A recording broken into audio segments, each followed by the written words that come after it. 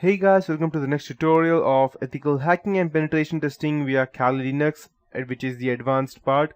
So in the previous tutorial, we saw a lot of things as to how we could go ahead and actually crack into multiple things, how we could crack the hash passwords of Windows, and many other things. So Kali Linux has lots and lots of potentials, which we cannot even think of.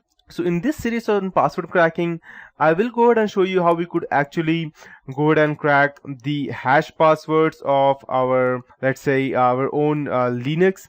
But that would be the final part of this tutorial. After that, I will be teaching you what are the other ways as to how we can go ahead and do that. So let's go ahead and check how we could go ahead and crack the hash passwords. So continuing with my tutorials on how to crack passwords, I would now like to introduce you to one of the newest and the best designed password crackers out there, that is Hashcat. The beauty of Hashcat is in its design, which focuses on speed and versatility. It enables us to crack multiple types of hashes in multiple ways very fast.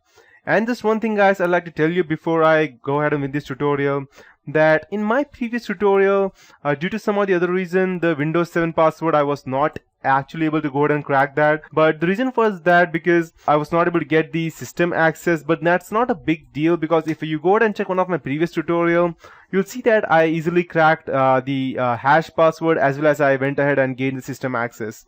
So the reason for that was in my previous tutorial because I had a hidden antivirus installed in my system, and it was not allowing it to go ahead and gain access to the system. But still I was able to go ahead and gain access to the default admin part. So I'll just go ahead and open it. So if you're trying to hack into someone else's PC and you're unable to gain access to them, don't get frustrated or don't get mad that you tried but it's not happening.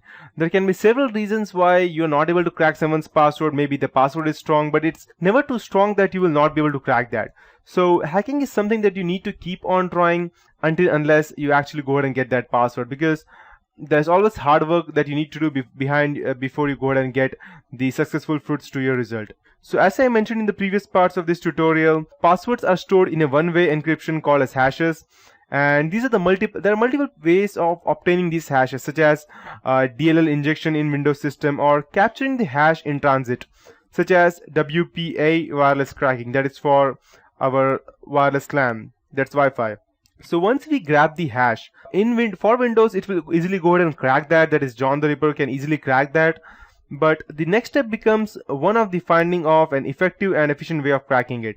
There are numerous tools, some of which I have highlighted in other articles here, but Hashcat is unique in its design and versatility.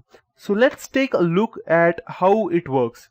So straight away go ahead and fire up your Kali Linux, and over here, before I go ahead and start it through my terminal, I'll go ahead and show you how we can open it through the graphical user interface. So just go ahead in the Kali Linux, over here go to applications, Kali Linux, and over here you can see the password attacks. Inside that you will see these offline attacks, and over here you can go ahead and see this Hashcat. So as you can see, these Hashcat can go ahead and crack these different types of hashes, which is quite more than sufficient for us, and it's an awesome tool, just to be clear. So when we click on the Hashcat menu item, it opens the help screen, and at the top of the screen you can see the basic Hashcat syntax: Hashcat options, hash file, and mask word files and directories. So we can see some of the options for Hashcat displayed before the basic syntax. Some of the most important of all are the hash type, that is this one, that's the type MAV or whichever it is, and the attack method, that's -a. So in general we will need to use both of these options in most password cracking attempts with Hashcat, but there are more extensive options as well. If we scan a bit further down this Hashcat help screen, we can see there are more options. The first two below are some of the key options that Hashcat enables. First, Hashcat enables rules that allow us to apply specifically designed rules to use on our word list file. These rules can take our word list file and apply capitalization rules, special characters, word combinations, appended and prepended numbers, and so on. Each of these will help us to break the passwords that have been made more complex to avoid dictionary attacks. The next stanza shows us custom character sets. This enables us to set the character set that we want to use to crack the passwords. If we know the company or the institution's password policy, we can choose a subset of characters to meet their policy and speed up our cracking. For instance, if a company allows an all-numeric character to set, let's say 1, 2, 3, 4, 5 or any random stuff like that, we can choose to crack the hashes with just numbers. These types of passwords are very easy to crack.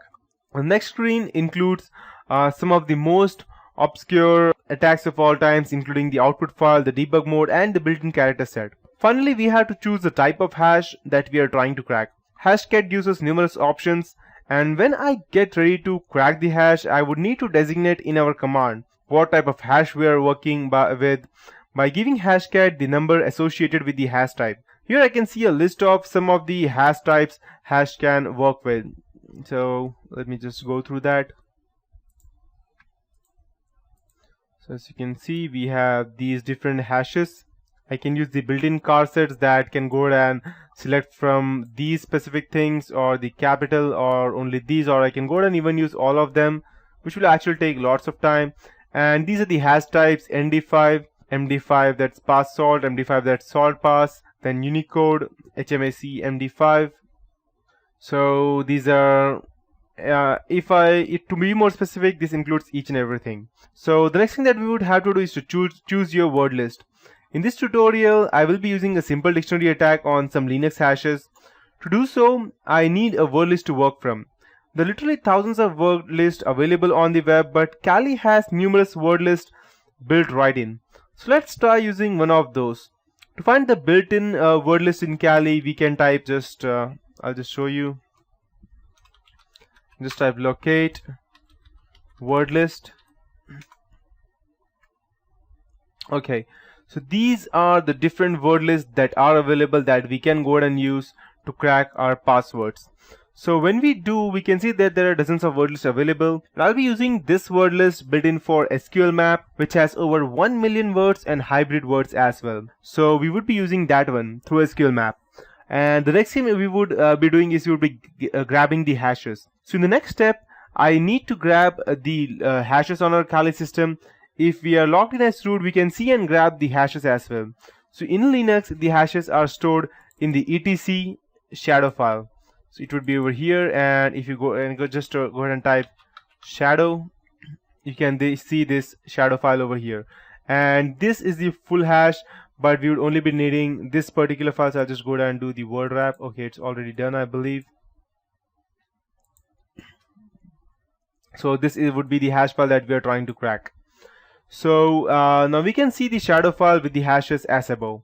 So this is the hashtag that I would be going ahead and actually cracking this, but that would be in the next part of this tutorial. So if you have the basics what I have been teaching you till now as to how you can go and do that, it will be very easy for you to crack. But if not, then you need to go through this tutorial again, or you can go ahead and we would be using this specific word list to go ahead and crack our database. And if you are using something else, these are different ones that you can go ahead and use. If you don't want these, you can go ahead and create your own and then go ahead and transfer that over here, or you can go ahead and download something from the web, but it would already have been included already in Kali, because Kali is already famous for multiple word list. So that is it for this tutorial. In the next tutorial, I'll be teaching you how we could actually go ahead and crack some passwords of our own Kali Linux.